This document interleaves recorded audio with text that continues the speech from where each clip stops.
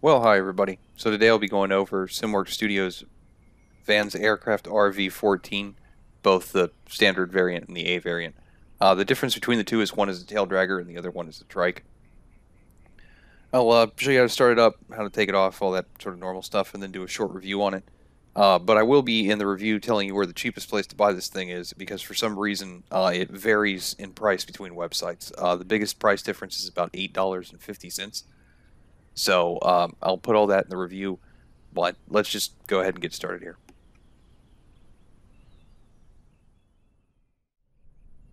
Alrighty, well here we are in the cockpit of the RV-14. In terms of features, there's really not that much to this plane.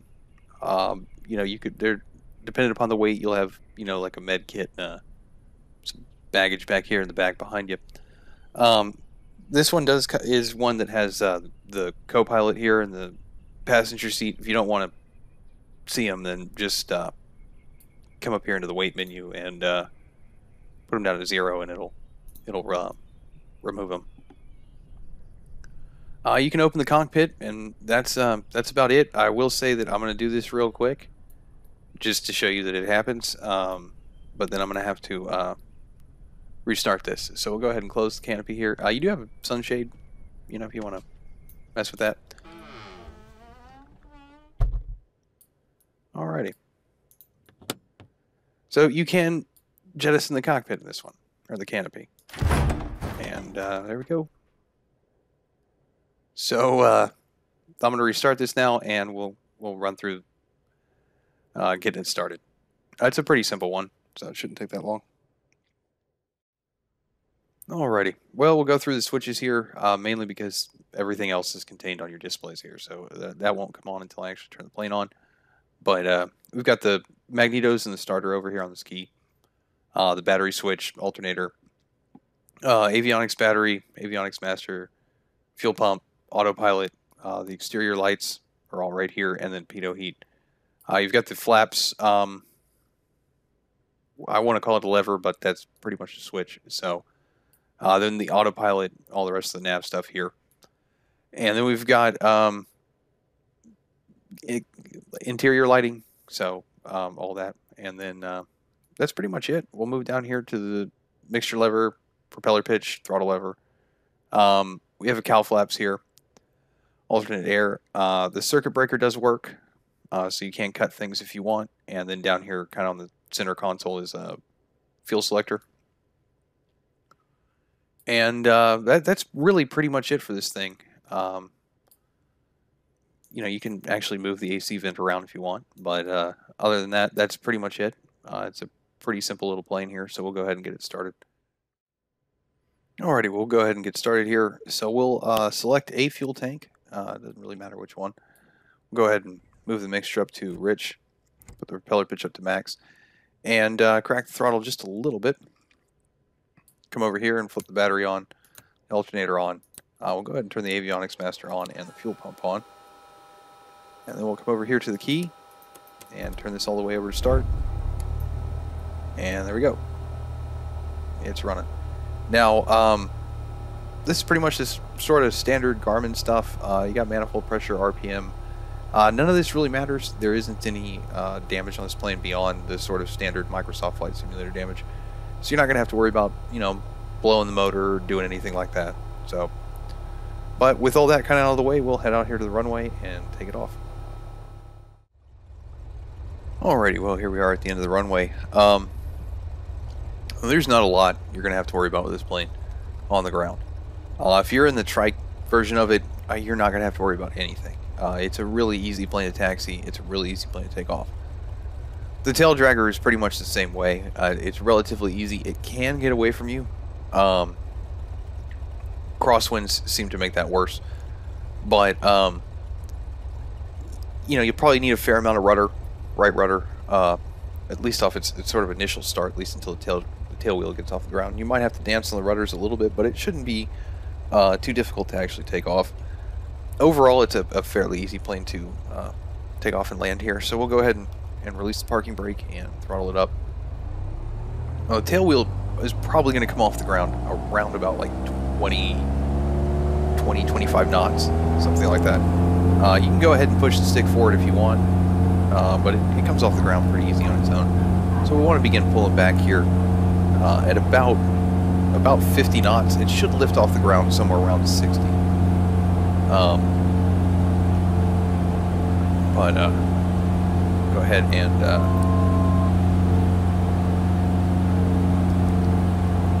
now as far as how this thing flies, I actually quite like it. I wasn't too sure about it when I first got it, but the more I've flown it, the more I've liked it.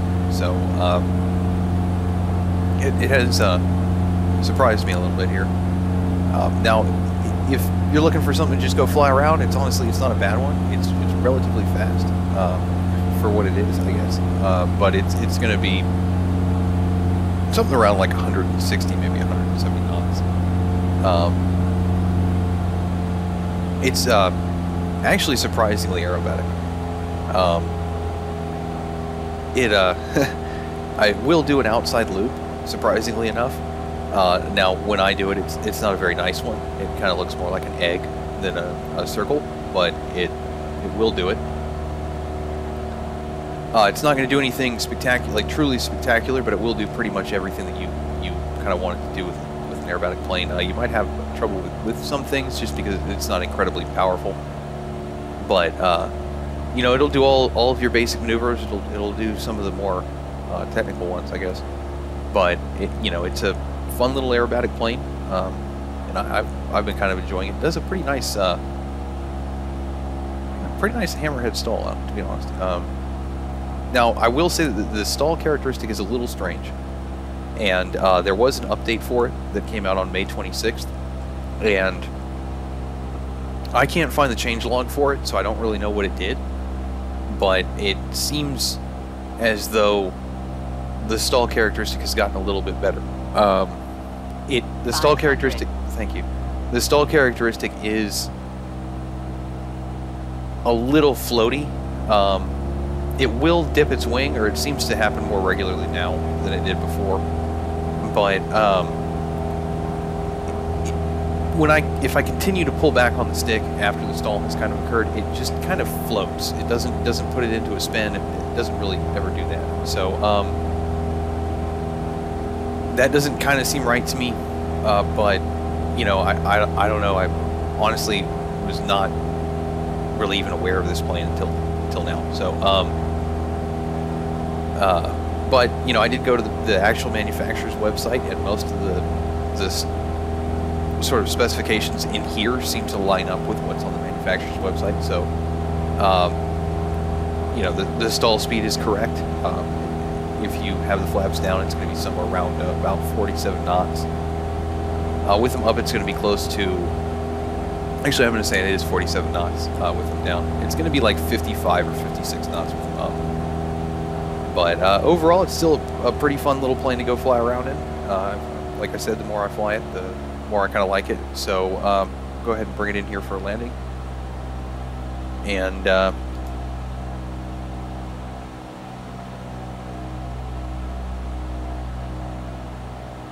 so we'll want to be below about 100 knots here before we begin to put the flaps down. Now, if you're flying the trike version of this, it's going to be a lot easier to land. The tail dragger, again, is not very difficult to land. I have been having a little bit of trouble doing wheeled landings in it, but I think that just might be because I haven't actually flown this thing that much. They tend to be a little bouncy. But we'll want to come in here somewhere around like 80 knots or 70, 80 knots. And, you know, honestly, it's pretty easy to keep in the air. It has a really low stall speed, so, but you'll want to touch down somewhere around, let's say, 60 knots. It's probably a good speed for it. Now, it is much easier to do a 3-point landing, but I'll try and do a wheeled landing here and see how bad I bounce. Might be a wheeled landing that turns into a 3-point landing, but so we'll go ahead and back the throttle down and just let it settle itself down. Oh, just a little bit of a bounce. We'll pull the stick back here to ground the tail wheel, and this is the only thing I noticed about this plane is its responsiveness on the ground is pretty good. When coming in for a landing, though, I do tend to overcorrect with the rudder a little bit, but other than that, it's pretty good. So that'll pretty much be it. We'll go into the review. I guess I did forget. You really won't notice plant this plane. It's not a tail dragger you're gonna have to worry about that with. So I've tried. At least in terms of landing it and slamming on the brakes, it's not really gonna nose plant it. The most you're gonna get is it'll lift the tail wheel a little bit, kind of like that. But that's about all that's gonna happen. So go ahead and go into the review here, and I think that'll be it for today. Alrighty, well, if you would like to pick up the RV-14, I'd suggest going through SimWorks Studios website. There it's about $16. From Orbix, it's going to be about $17. The Microsoft Flight Simulator Marketplace is going to be $19.99, and Just Flight is the most expensive at $24.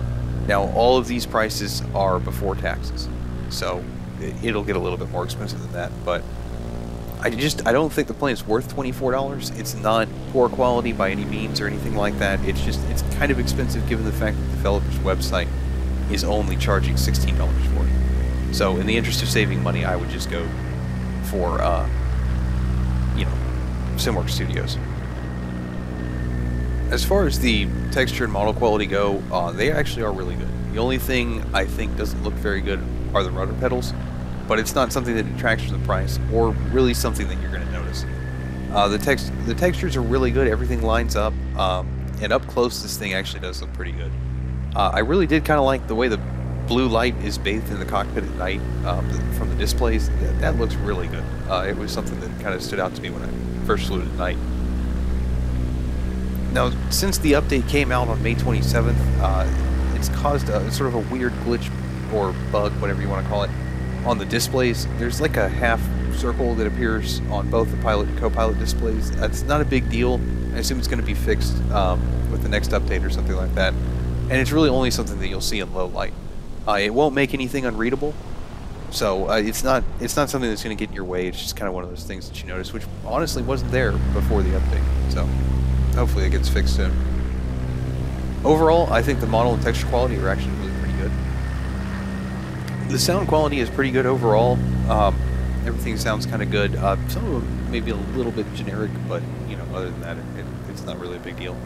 Now, I've never heard one of these in real life, and honestly, I've never even heard of this plane until I thought about buying it for the sim. So, take my impression of how it sounds, kind of probably with a grain of salt. But I will say that sometimes it does sound like a lawnmower.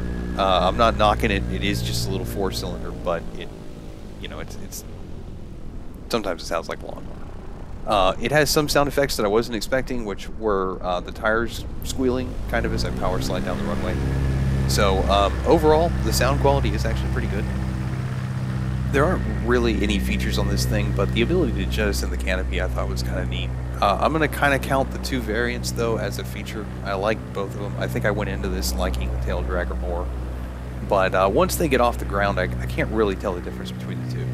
I still think I prefer the tail dragger a little bit to the trike, but I kind of like tail draggers anyway. So, but in terms of the difference between the two models, there really isn't one. I mean, beyond the obvious, but in terms of inside the canopy or inside the cockpit or anything like that, everything works pretty much identically, and the flight model seems to be pretty similar to one another, at least when you're flying. So once you're off the ground, I can't really tell the difference between the two. But overall, I do like both of them. So now, as far as the flight model goes, it's pretty good. Apparently, this was tested by real RV-14 pilots, so I'm going to assume that they know what they're talking about. Now, obviously, there will always be some limitations on real world versus Microsoft Flight Simulator, but overall, it's a pretty fun plane. It's pretty maneuverable. It's rather responsive to your inputs. It has a nice roll rate, and it does climb pretty well. As far as its aerobatic capabilities go, it's actually really pretty good. It's not very powerful, though, so don't expect to be doing everything, but it'll do most things. I know I said this earlier, but I was shocked it would actually do an outside loop. Now the stall I go back and forth on. Sometimes I think it's really good. Depending upon my altitude, sometimes I can't get out of the spin. Then other times I just kind of think it's a little floaty. It'll do snap rolls, not consecutively. You might be able to get 2 out of it, but the third seems to pretty much ruin my day. So again, you can kind of play around with it. Some of the aerobatics you can do, some of it you can. But it is a pretty good one, to be honest. And you know, some of my fails will be at the end of this video, so you can see what I'm talking about. But overall, flying it is actually pretty fun.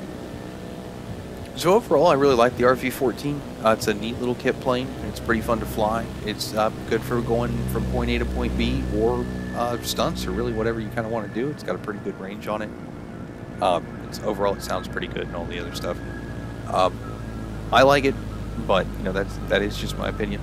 So that's pretty much going to be it for today, y'all. So thanks for watching, and I hope there's a next time. And the rest of this is pretty much just going to be me failing miserably at stunts and stuff.